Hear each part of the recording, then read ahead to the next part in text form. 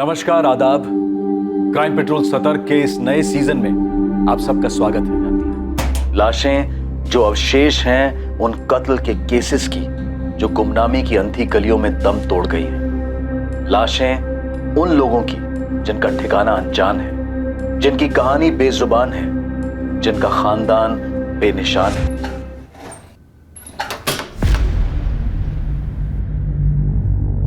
$1.5 लाख है नीलेश, गिन ले। अरे मैं क्या गिने सेठ, आप बोल रहे डेढ़ तो डेढ़ ही होंगे।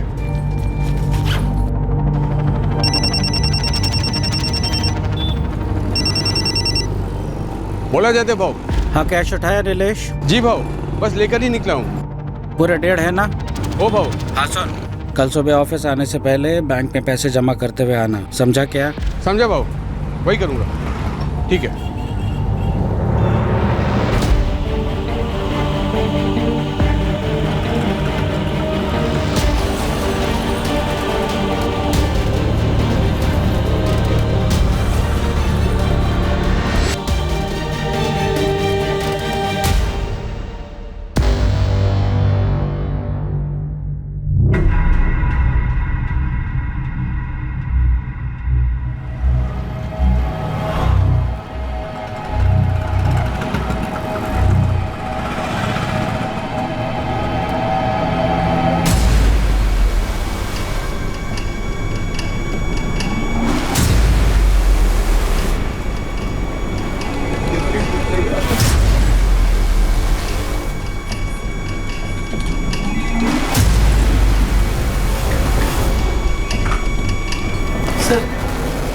फिर आगे तो सर, वो मेरे पापा। चुप, एकदम चुप। देख सचिन, तू फिर एक बार यहाँ आया ना तो तुझे तेरी आई के साथ अंदर डाल दूंगा और केस ठोकूंगी तेरे बाप के साथ। तुम लोग भी शामिल थे स्टोरी में। चल निकल। लेकिन मेरे पापा चोर नहीं है, आप प्लीज उन्हें ढूंढिए। आलो से समझा रहा हूँ तुम लोगों को कि तलाश जारी है। जय हिंद सर। जय हिंद। सर सर सर, बात क्या है? सर ये मेरे पापा है, आप प्लीज इन्हें ढूंढिए। मैटर क्या था? पुराना मैटर है साहब। 9 साल पहले इसका बाप नीलेश पाठक अपने सेठ का 1.5 लाख रुपए लेके भाग गया। ये झूठ है सर, मेरे पापा चोरी नहीं कर सकते। वो मुझसे और मेरी आई से बहुत प्यार करते हैं। आप अंदर जाइए, मैं देख लूंगा इसे। यही है इन लोगों का चक्कर। ऐसे ही नाटक चल रहा है सर। पहले इसकी माँ आती थी, अब 3 साल से ये आने लगा है। चल निकल। देखो क्या हो सकता है। देख लड़के, कान खोल के सुन ले।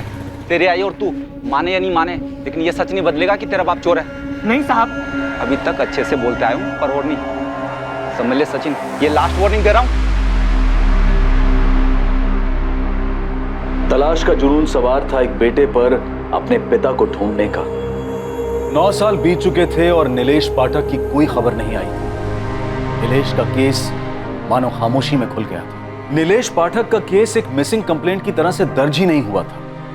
नीलेश के मालिक जयदेव रानाडे ने उस पर आरोप लगाया था कि नीलेश उसके 1.5 लाख रुपए लेकर फरार हो गया है। बोलो आरती, कहा तुम्हारा पुत्र नीलेश पाठक? सब कितनी बार बोलूं, मैं नहीं जानती।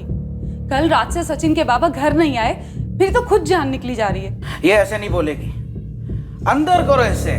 सब ऐसे क्यों बोल रहे हैं आप? कितनी बार तो आपके पैसे उठाए मेरे पति ने, कभी भी एक पैसा इधर का उधर हुआ क्या? बड़ी रकम का इंतजार कर रहा था साला। पहले मेरा भरोसा जीता, फिर सही टाइम पर वार कर गया। ओ सर, मेरी मानो तो नीलेश के गांव में एक टीम भेजो, वहीं कहीं बैठा होगा छुप करके चोर साला।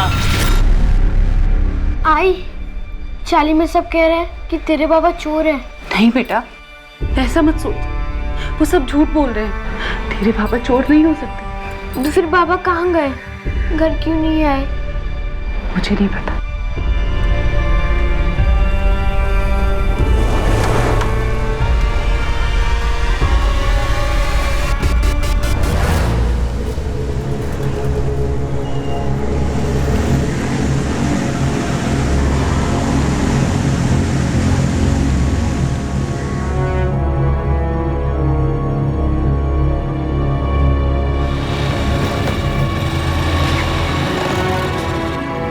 गोविंद भाऊ, बन गई है आपकी बाइक, अब ठीक से चलेगी।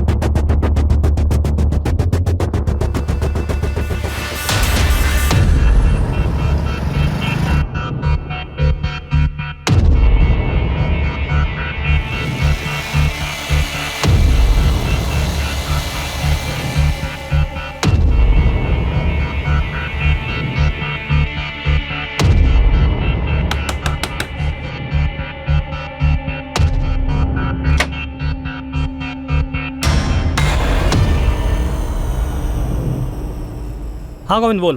दया वो लड़की ज्योति आज भी घर से निकली, लेकिन फिर से कॉलेज नहीं गई। वही सिंगारवाड़ी गई। हाँ दया बाबू। ध्यान से सुन गोविंद, इस ज्योति पे है ना फील्डिंग और टाइट कर। हर दिन कॉलेज जाने की बजाय उस घर में जा रही है, कुछ तो लोचा है उस घर में। मुझे पूरी डिटेल दे उधर का। दया दया। हाँ साहब बुला रहे। आता हूँ। सर उस लड़के सचिन का बाप नीलेश पाठक, उसकी कोई मिसिंग रिपोर्ट दर्ज नहीं हुई थी। दरअसल वो मिसिंग हुआ ही नहीं था। एग्जैक्टली हुआ क्या था तावड़े? लड़का इतनी चक्कर क्यों लगा रहा है? सर 9 साल पुराना केस है। ये नीलेश अपने मालिक जयदेव रानाडे का 1.5 लाख रुपया लेकर फरार हो गया था। हमने काफी ढूंढा सर, लेकिन ये हाथ ही नहीं लगा और केस अनसुलझा ही रह गया। वैसे सर 9 साल पहले 1.5 लाख रुपए काफी मायने रखते थे। खान फैमिली से ज्यादा मायने तो नहीं रख सकते ना।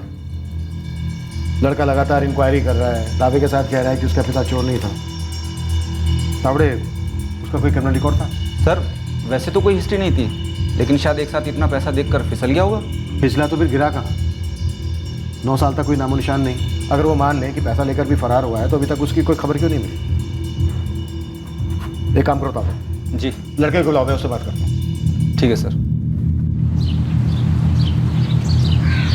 सचिन बेटा, मेरी ड्यूटी का टाइम हो गया है, मैं निकलती हूँ।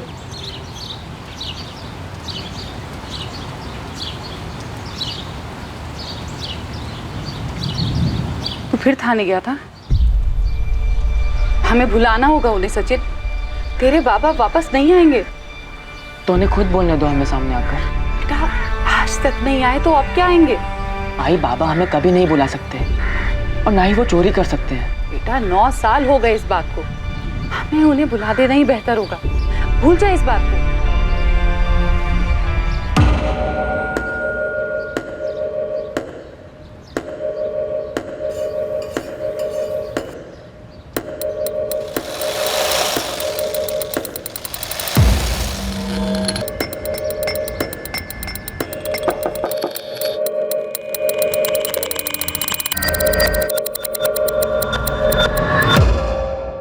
ये 131/23 किसका है?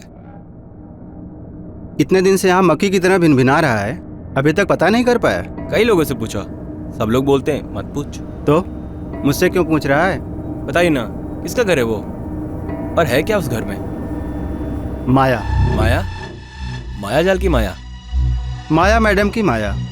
मैडम का नाम माया है। भाव वो 3-4 लड़की को देखा उस घर में जाते हुए, कॉलेज की लड़कियां हैं। ऐसा होता है क्या उस घर में भाव? आंखें दी है ना ऊपर वाले ने, तो देख लड़कियां अंदर हैं और मर्द अंदर बाहर आ रहे हैं जा रहे हैं। माया कोठा चलाती है? धंधा होता है क्या उस घर में? उस घर में जो भी होता हो, मैं मेरे घर के अलावा कुछ नहीं सोचता। तू भी मत सोच। उस माया औरत से दूर रह, सुखी रहेगा। उसके रास्ते में आया ना तो तू तेरे घर का रास्ता भूल जाएगा। कुछ भी कर सकती है।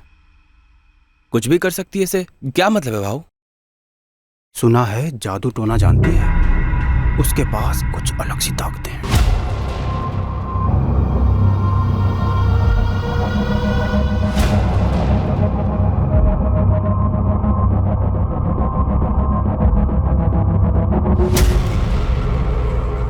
ये ज्यादा घर के बाहर बाहर नहीं जाती है, अंदर ही बैठकर झाड़ फूक तंत्र मंत्र में लगी रहती है। सुना है वशीकरण की उस्ताद है।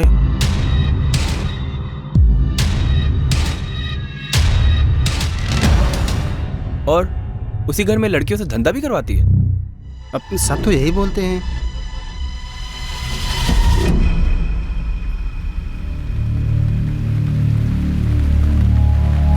नौ साल पहले का केस साहब, अब कहाँ से मिलेगा बंदा?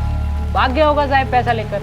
अरे अपने चौहान साहब को इस केस में कुछ अटपटा लग रहा है। ये उस केस की तब की डिटेल्स है, 9 साल पहले की। इस नीलेश का लड़का सचिन और इसकी बीवी आरती अभी वहीं रहते हैं। थोड़ा जोर लगा, जो कुछ भी पता चलता है निकाल कर ला। लगा देता हूँ पंटर। वैसे मैंने एक और फील्डिंग की है साहब, श्रृंगारवाड़ी में। 2-3 दिन में सॉलिड इन्फॉर्मेशन देता हूँ साहब आपको। Murder tip? नहीं साहब, एक औरत है ना, वो घर से धंधा चला रही है और उसने कॉलेज की लड़कियों को फंसा रखा है। ये केस किसी लिखित शिकायत से नहीं उभरा था, बल्कि नियति की लिखाई से उभरा था। एक तरफ था बचपन और जवानी की कगार पर खड़ा एक लड़का जो पिछले 9 साल से अपने पिता को तलाश कर उन्हें बेगुनाह साबित करने की कोशिश कर रहा था, और दूसरी तरफ आकार ले रहा था माया नाम की एक महिला का केस, जिस पर वेश्यावृत्ति चलाने का आरोप था। ये दोनों ही केसेस एक ही जुर्म के जाल में बुने हुए थे, लेकिन इस जाल में एक और तीसरी कहानी भी थी, जो रहस्य की धुन से बाहर निकलकर बहुत जल्द सामने आने वाली थी। इस वक्त किसी को अंदाजा भी नहीं था कि नीलेश पाठक और माया के केस से इसका क्या वास्ता है। योगेश सुन, सारा दिन तेरा चेहरा लटका हुआ रहता है, सारा दिन काम काम काम, एक भी मिनट का ब्रेक नहीं चाहिए होता तुझे। ये तकलीफ है क्या तुझे? ऐसी कोई बात नहीं है राशिद भाई। कोई लड़की वड़की का चक्कर तो नहीं है ना? ठीक है जा, लेकिन कभी भी तुझे मुझसे कोई भी बात करनी है ना, बेझिझक तू मेरे पास आ सकता है, ठीक है? पापा तेज चलाओ, तेज, जितना तेज हो सके उतना तेज चलाओ पापा, और तेज चलाओ, और तेज। योगेश बेटा, इससे ज्यादा तेज चलेंगे तो हवा में उड़ने लगेंगे हम लोग। अरे मुझे हवा में उड़ना है, और तेज चलाओ, और तेज। देख के हाँ ये बात। पापा मुझे डर लग रहा है, इससे ऊपर नहीं। कुछ नहीं होगा मैं बेटा। हाँ, नहीं, नहीं। पकड़ के रख। हाँ। क्या किया तू? अभी लग जाती थी तेरे को। चल वापस चल। बाबू ने डर लग रहा है।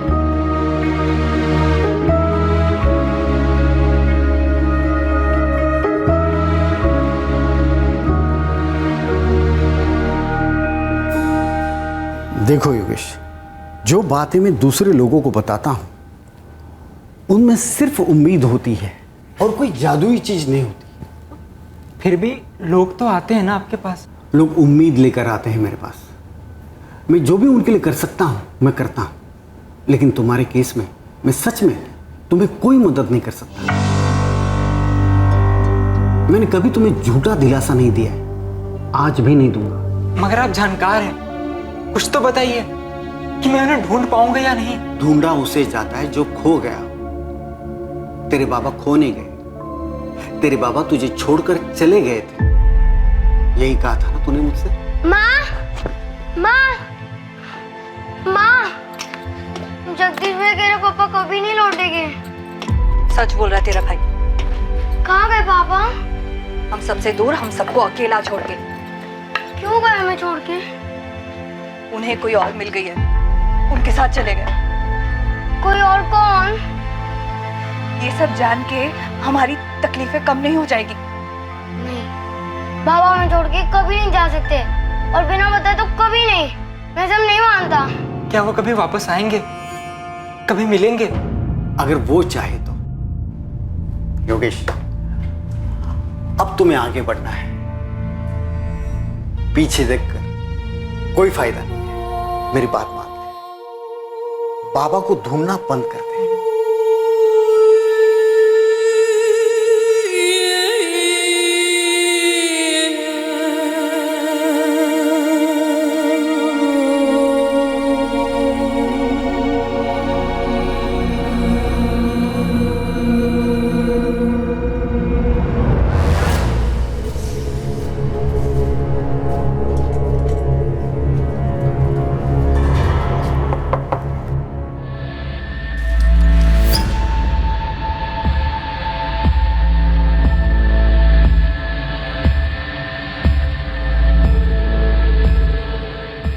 ये वाले के साथ बैठूंगा। घंटे का 4000।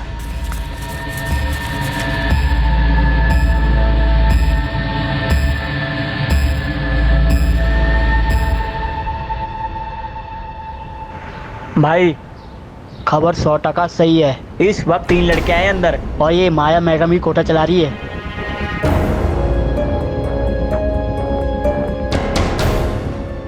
तीनों इस वक्त अंदर है माया के घर में। हाँ साहब, अभी कस्टमर लोगों के साथ। अगर अभी एक्शन लिया ना तो रेड हैंड मिलेगा साहब। हाँ, टीम तैयार करो।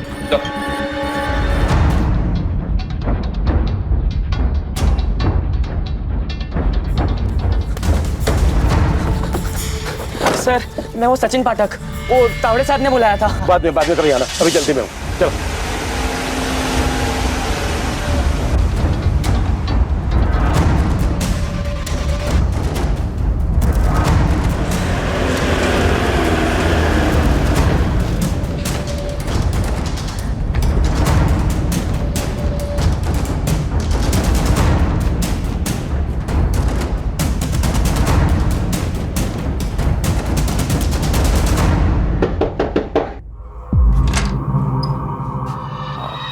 माया मैडम, बोला। वो बैठना था, कोई लड़की फ्री है क्या? हाँ हाँ, अंदर आओ।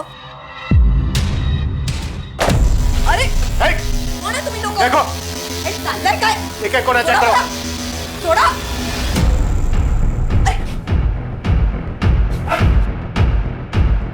कौन हो? कौन तुम लोग? पुलिस। बाहर चलो, बाहर चलो। ओ साहब, सुनो मेरी बात, 2 मिनट बैठ के बात कर लेते हैं। बिल्कुल करेंगे, लेकिन यहाँ पर नहीं, मेरे थाने में।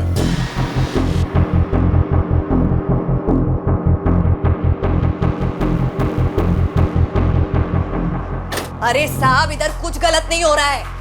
वो तीनों लड़कियां बालिग है और अपनी मर्जी से इधर बैठती है। गरीब घरों से है साहब। इन तीनों लड़कियों की डिटेल्स हैं हमारे पास। अब तुम ये बोलो कि ये धंधा अकेला चला रही थी या फिर तुम्हारा कोई जोड़ीदार भी है? ये कोई जोड़ीदार नहीं है, मैं अकेली ये धंधा संभालती है। तीनों लड़कियों का सहारा है मैं। साहब, थोड़ा सोच के।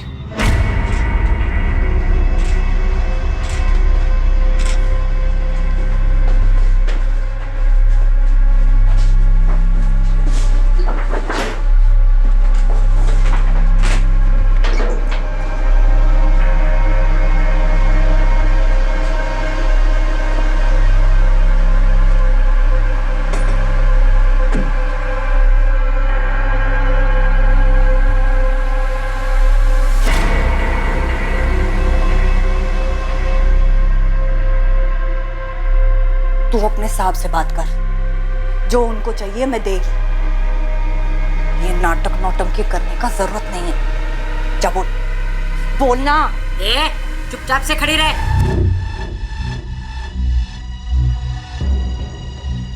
नाबालिग लड़कियों को अंदर छिपा के रखा होगा। ना। ओ माया मैडम, बंद कमरे की चाबी दो। क्यों? उस कमरे में पूजा पाठ का सामान है और कुछ नहीं उधर। हमें खुद देखना है कैसी पूजा पाठ करती हूँ। चाबी दो। एक बेसहारा औरत का निजी कमरा खुलवा रहे हैं। गरीब बेसहारा औरत। नाटक बंद कर, मैं सच बोल रही है साहब, कुछ नहीं है उस कमरे में। चाबी।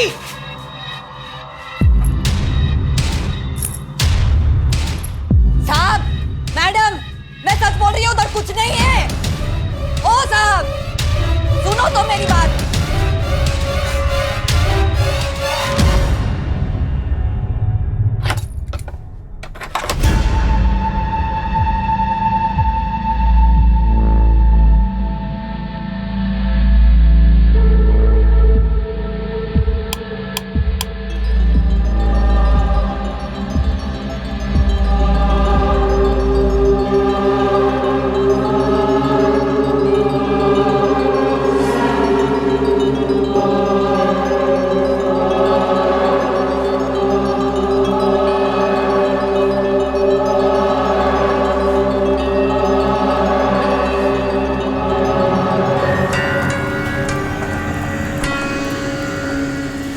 मैंने वहां चेक किया, कुछ भी नहीं है।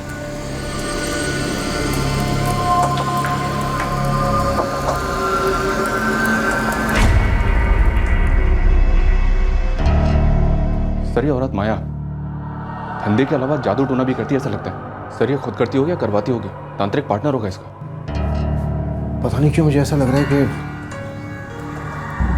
दीवारों के पीछे जरूर कुछ है। हो सकता है सर, ये माया धंधे के साथ साथ काला जादू भी कर रही है और पता नहीं क्या क्या काली करतूत छुपा रखी होगी। ये धक्का काय को देती? बैठ रही है ना। ताई सेटलमेंट करवा दो ना साहब से बात करके। कहीं हमारे घर वालों तक तो ये बात नहीं पहुंचेगी ना। तुम लोग फिक्र मत करो, मैं है ना, कुछ नहीं होगा तुम लोगों को। बहुत देखे पुलिस वाले, कई आए और कई गए। ये भी आएगा लाइन पे।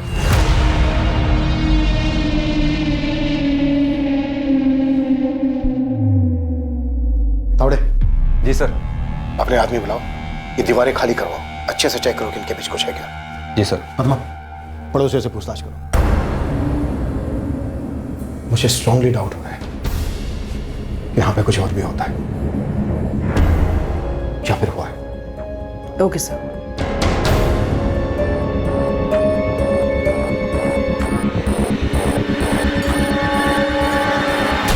एक उड़ती हुई खबर एक रेड में तब्दील हुई। एक कोठे का पर्दाफाश हुआ तो नजर में आया एक बंद रखा गया कमरा जो सामने से एक पूजा घर लग रहा था। लेकिन पुलिस को एक आभास हुआ कि इस कमरे में कोई राज छिपा हुआ है। इस रेड की बदौलत रोशनी में आया माया के घर का यह कमरा आगे जाकर एक बड़ा खुलासा करने वाला था, एक चौंका देने वाला बड़ा खुलासा।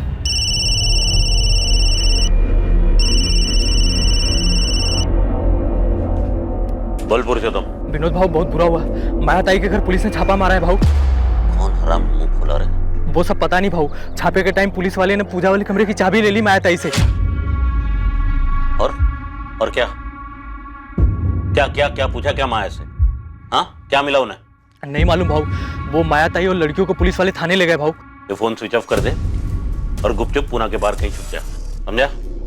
मामला ठंडा होने तक लौटना मत। भाऊ मामला कब तक ठंडा होगा? ऐसे कहाँ चला जाऊं? होगा तब होगा। हाँ, अभी निकलने को बोला ना तेरे को, भारत नहीं का?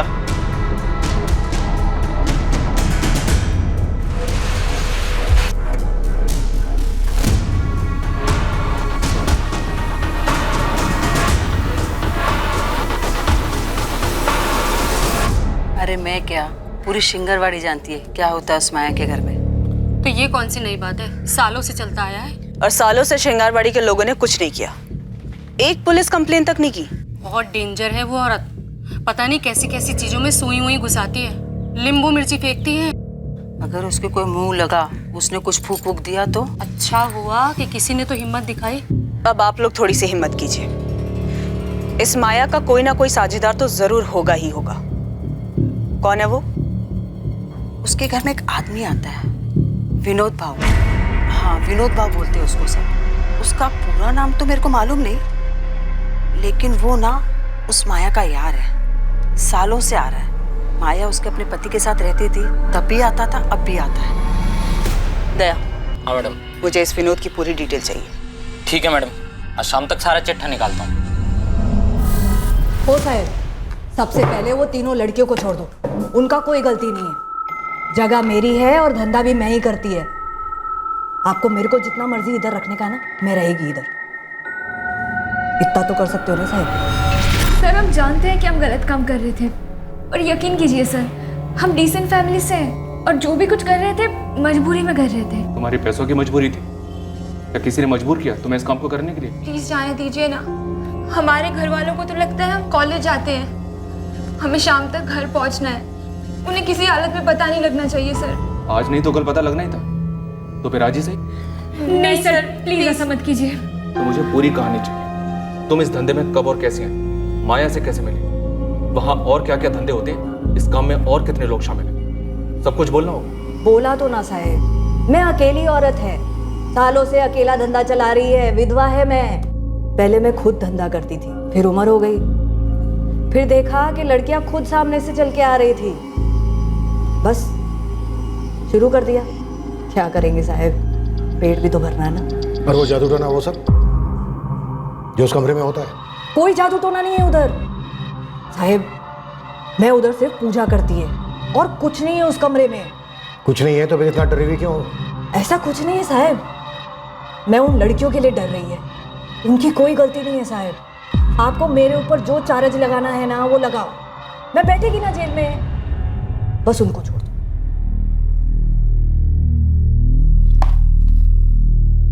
किसका नंबर है ये? पुरुषोत्तम का। वो मुझसे पहली बार मेरे कॉलेज के बाहर मिला था और उसने बोला कि एक्स्ट्रा पैसे बनाने का आसान तरीका है। हाँ, और मुझे भी ताई के पास वही लाया था। ताई मैंने पूरी डिटेल में समझा दिया है, सब एग्री भी हैं और बालिग भी हैं। हर ग्राहक का 1500 रुपया मिलेगा। मेरे को कितना मिलता है कितना नहीं, तुम लोग को लेना देना नहीं। इसमें एग्री है ना? बाद में मेरे को मचमच नहीं चाहिए। तुम लोगों की कोई सहेली होगी कॉलेज की या किधर की भी, जिसको थोड़ा पैसा बनाने का है, उसको बता भी सकती है और इधर लेके भी आ सकती है। और जो लेकर आएगा ना, उसको कमीशन भी देगी मैं। 1 साल से तुम लोग अपने घर वालों से झूठ बोल रही हो कि कॉलेज जा रही हो और ये सारे काम करती हो। और कितनी लड़कियां तुम्हारी कॉलेज की जिनको तुम तीनों ने अपने इस काम के लिए फंसाया? सर, किसी को अप्रोच करने में डर लगता था। वहाँ और क्या क्या काम होते हैं, साफ साफ बोलो। सर हम वहाँ पे सुबह 10 से 6 बजे तक ही होते थे। उसके बाद वहाँ क्या होता है हम लोगों को नहीं पता है।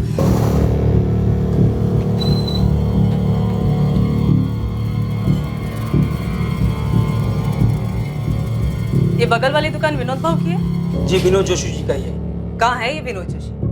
वो थोड़ी देर पहले तो थे, फिर एकदम से दुकान बंद करके चले गए थे। घर कहाँ है इसका?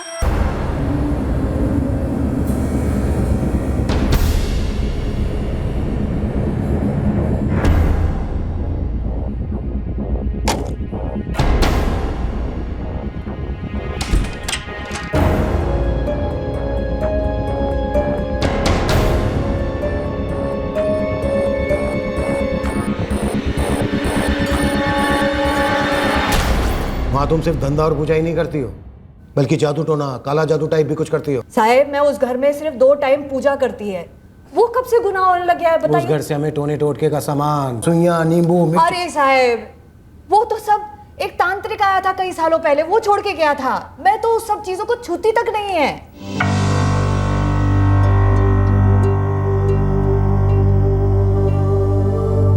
साहब वो इंस्पेक्टर महात्रा ने बुलाया है, सचिन पाठक कहिए उन्हें। अरे हाँ सबको पता है तू कौन है और तेरी स्टोरी क्या है। साहब बिजी है, तुझे बैठना है तो बैठ, नहीं तो कल आ जा। नहीं साहब बैठता हूँ। ठीक है।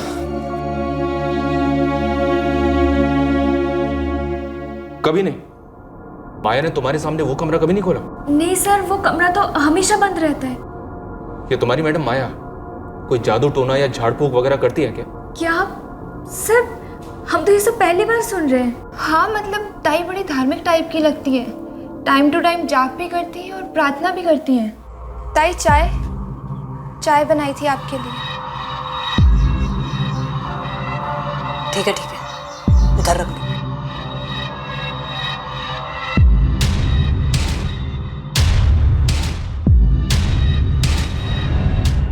तुम तीनों को अलग अलग अपने अपने स्टेटमेंट्स देने होंगे। ये मैडम तुम्हारे स्टेटमेंट लेंगे। सर वो हमारा नाम वगैरह कुछ नहीं आएगा ना? हाँ सर हम प्रॉमिस भी करते हैं आज के बाद ऐसा कभी नहीं करेंगे प्लीज। ठीक है, लेकिन हमारी तहकीकात के दौरान अगर हमें कभी भी कुछ भी ऐसा पता चला जो तुम्हें मालूम था पर तुमने हमसे छुपाया, तो याद रखना तुम तीनों बुरी फंसोगे।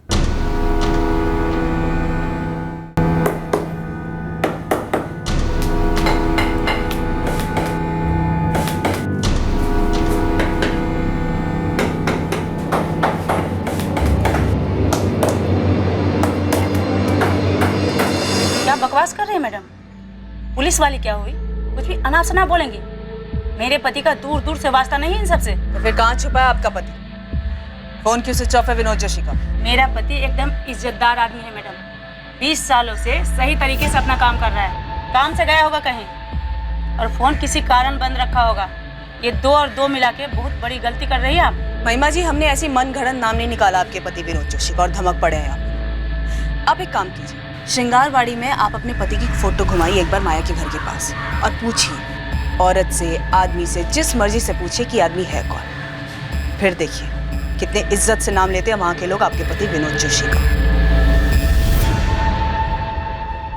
साहब वो मैं सचिन पाठक, वो महात्रे साहब ने बुलाया था।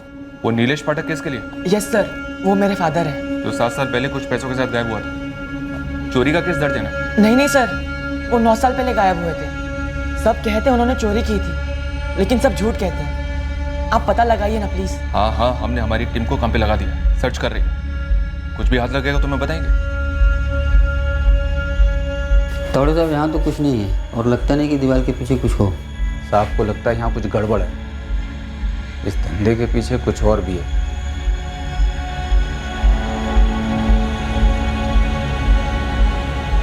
मुझे भी लगता है यहाँ कुछ तो है जो खुली आंखों से दिखाई नहीं दे रहा, लेकिन कुछ ना कुछ गड़बड़ है जरूर।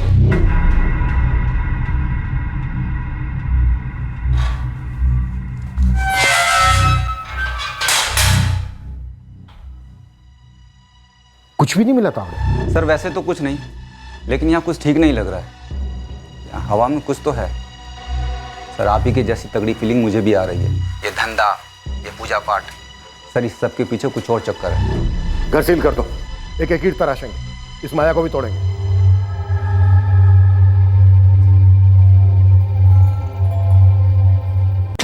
दया, शंगारवाड़ी में तूने इतने दिन तक फील्डिंग लगाई, फिर विनोद जोशी और पुरुषोत्तम तेरे रडार पर कैसे नहीं आए? और अब दोनों का फोन स्विच ऑफ है। मिस्टेक हो गया साहब। और ऊपर से तुझे इस बात का भी पता नहीं चला कि माया के 2 बेटे भी हैं। क्या साहब, उसके 2 बेटे भी हैं? इतनी अहम बात अब सामने आ रही है। यही तो इस भर्ती की ताकत है। अब मेरे सामने किसी ने मुंह नहीं खोला और आप लोगों ने छापा मारा तो जानकारी की गंगा जमुना सरसर बहने लगी साहब। माया के दोनों बेटों की क्या इन्फॉर्मेशन? सब बड़ा वाला जगदीश, छोटा वाला योगेश है। माया की पड़ोसी बोली कि दोनों बेटे माया से अलग हुए हैं। अब माँ ही ऐसा धंधा करेगी तो लड़कों का क्या होगा? दिमाग तो आउट होगा ना। बस छोड़ के चले गए। कहाँ हैं अभी दोनों? बड़ा वाला जगदीश, मैंने सुना था वो हिंजवाड़ी में किधर रहता है, टूरिस्ट गाड़ी चलाता है।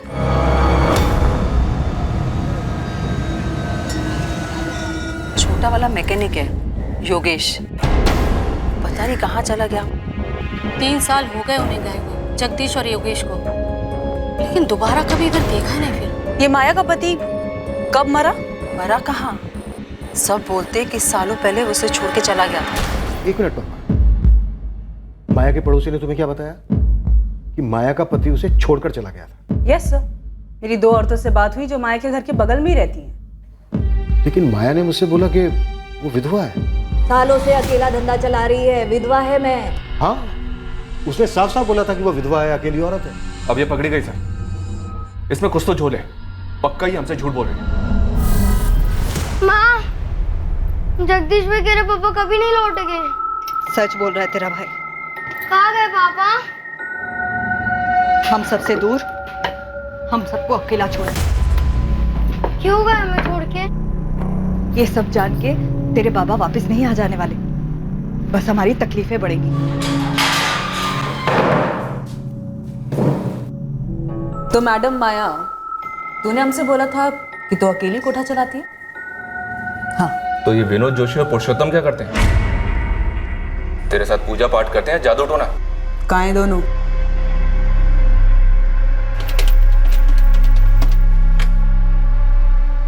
मेरे को कुछ मत पूछ पुरुषोत्तम, तू अपना देख ले, मैं अभी स्विच ऑफ कर रहा हूँ फोन। अरे भाऊ, मैं कहाँ जाऊंगा और क्या करूंगा?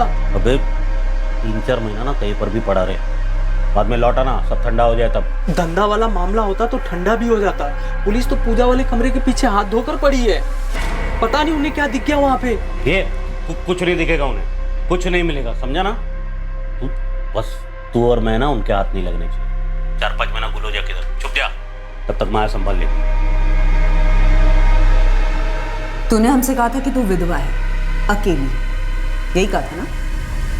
हाँ। क्या हाँ? अकेली है और विधवा है। तो ये बता, तेरे दोनों बेटे का है, योगेश और जगदीश? मेरे को नहीं मालूम। ए जगह सुनने वाला, जगह तू सच में मेरे को छोड़ के जा रहा है? आई, मैं यहाँ और नहीं रह सकता। तू ही तो मेरा सहारा है। आज तक जो कुछ भी मैंने किया तेरे को और योगेश को पालने के लिए किया। मैं मुंह नहीं खोलूंगा आई, बस, लेकिन अब और नहीं।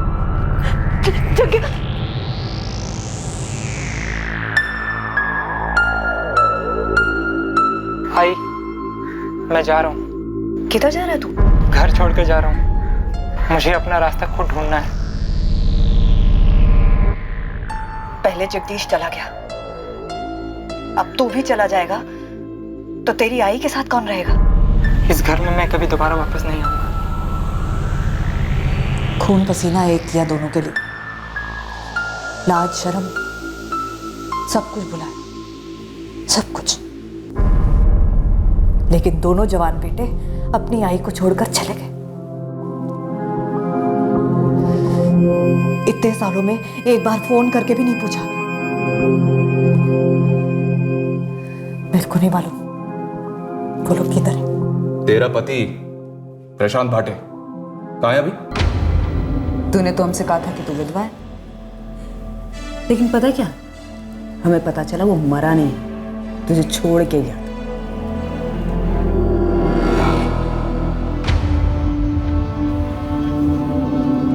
ए माया, उससे बात कर रही हूँ। इधर देख के बात कर। तूने हमसे कहा तू विधवा है, झूठ। तूने हमसे कहा कि तू वो कोठा अकेले चलाती है, ये भी झूठ। अब तू ये बता कि तू उस बंद कमरे के पीछे करती क्या है, उसकी सच्चाई बता।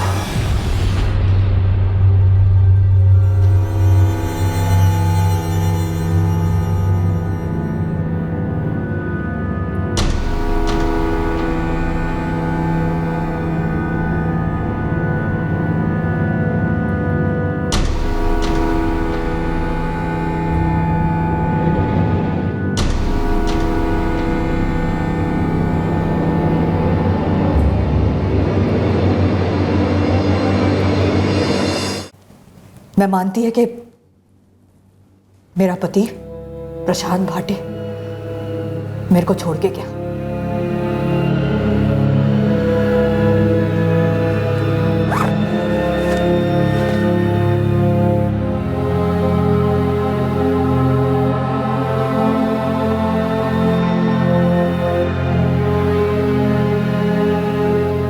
इस बात को 12-13 साल हो गए। क्यों छोड़ा उसने? वही दूसरी औरत। उसके बाद से उसकी कोई खबर नहीं, मैंने भी नहीं ली। योगेश भाटे,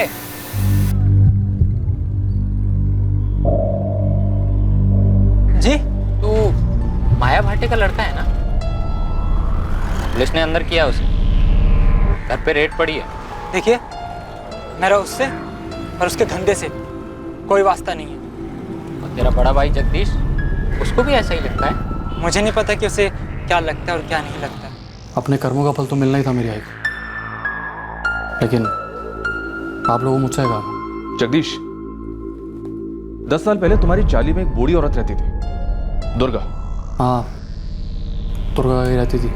क्या हुआ उन्हें? वो तुम्हारे बाबा प्रशांत भाटे, तुम्हारी आई माया भाटे और तुम दोनों भाइयों के बारे में सब कुछ जानती है। अंदर कर दिया उसे? अच्छा किया, जहर है वो माया भाई। दुर्गा का कि हमें लगता है कि उस घर में धंधे के अलावा भी और कुछ चल रहा था। मैंने कहा ना, वो जहर है। मैं उनके पड़ोस में ही रहती थी। और एक बात बताऊं, पूरे श्रृंगारवाड़ी यही समझती है कि उसका पति प्रशांत किसी दूसरी औरत के साथ भाग गया। पर ये सच है क्या? उसका बेटा योगेश भी साफ मना कर रहा है। आप लोगों को लगता है कि उस कमरे में कुछ अजीब है, लेकिन मैं कहता हूँ सर, जब से बाबा घर छोड़ के गए हैं ना, तब से पूरे घर में सब कुछ अजीब सा होता आ रहा है। तुम्हें ऐसा क्यों लगता है योगेश? देखिए मैम, पूरी दुनिया कह ले कि मेरे बाबा किसी दूसरी औरत के साथ भाग गए, और इस बात को ये जगदीश ये भी मान ले, लेकिन मैं नहीं मान सकता हूँ मैम। सही कह रहा है योगेश, ये प्रशांत जो था भला आदमी था। मुझे नहीं लगता है वो अपने बच्चों को छोड़कर कहीं और भाग जाए। और अजीब बात क्या है मालूम, उस माँ ने एक बार पता करने की कोशिश भी नहीं की कि उसका पति दोनों बच्चों को छोड़कर कहाँ चला गया। और ये दूसरी औरत वाली बात? कोई दूसरी औरत नहीं थी। आदमी की नजर से पता चलता है कि आदमी किस मिट्टी का बना है। ये प्रशांत भाटे बहुत भला आदमी था। सर, अजीब सी बात है, वो नीलेश पाठक के केस में नीलेश का बेटा सचिन भी वही बात बोल रहा है अपने मिसिंग बाप के बारे में जो योगेश बोल रहा है अपने बाप प्रशांत के बारे में। सर, मेरे बाबा 9 साल से गायब हैं। नीलेश पाठक, आप लोग प्लीज उन्हें ढूंढिए। मैं कह रहा हूं आपसे, वो चोर नहीं है, वो ईमानदार है। वो मुझसे और मेरी आई से बहुत प्यार करते हैं। वो किसी दूसरी औरत के लिए हमें छोड़ के नहीं जा सकते। ये सब झूठ है। सर, सबसे ज्यादा अजीब बात तो ये है कि योगेश भी लगभग वर्ड टू वर्ड सेम बात बोल रहा है। सर, आप लोग मेरे बाबा को ढूंढने में मदद कीजिए। मेरे बाबा से थे ही नहीं कि किसी दूसरी औरत के लिए मुझे, जगदीश को या हमारी आई को छोड़कर चले जाएं। वैसे नहीं थे सर, नहीं थे सर। क्या कोई कनेक्शन हो सकता है सचिन के फादर नीलेश पाठक और योगेश के फादर प्रशांत भाटे के बीच? सर, इन दोनों केसेस के बीच में कनेक्शन का तो पता नहीं, पर ये दोनों केसेस एक धागे से जरूर जुड़े हुए। इन दोनों केसेस में 2 जवान बेटे अपने दोनों बापों को लगभग जो 9 साल पहले या 12 साल पहले गायब हुए हैं, उन दोनों को ढूंढना चाहते हैं। और इन दोनों को पूरा यकीन है कि जो कहानी उन्हें बताई गई वो झूठी है। कहीं दोनों के गायब होने के पीछे इस माया की तो कोई इन्वॉल्वमेंट नहीं है?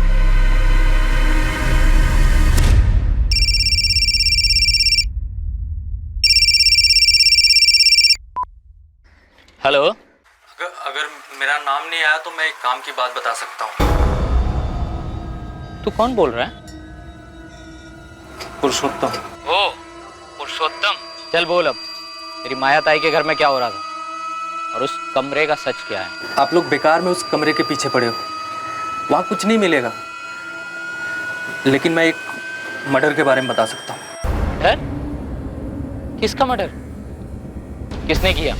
मेरा कोई हाथ नहीं है, मैं पहले ही बोल रहा हूँ, और ये जानकारी मैं सिर्फ तब दूंगा जब तुम मुझसे वादा करो। इस केस में मेरा नाम नहीं आना चाहिए। अबे पुलिस का खबरी हूँ, कोई कोर्ट का जज नहीं। और देख, मैं तेरे को वादा सादा नहीं कर सकता, लेकिन एक बात बोल सकता कि अगर सरकारी गवाह बनेगा और पुलिस की मदद करेगा तो तेरी सजा कम हो जाएगी, वरना देख बम्बू तेरा पक्का है। ज्यादा मत सोच, क्योंकि इसके सिवा तेरे पास कोई चारा नहीं है। अब जल्दी से बता दे, किसका मर्डर किसने किया?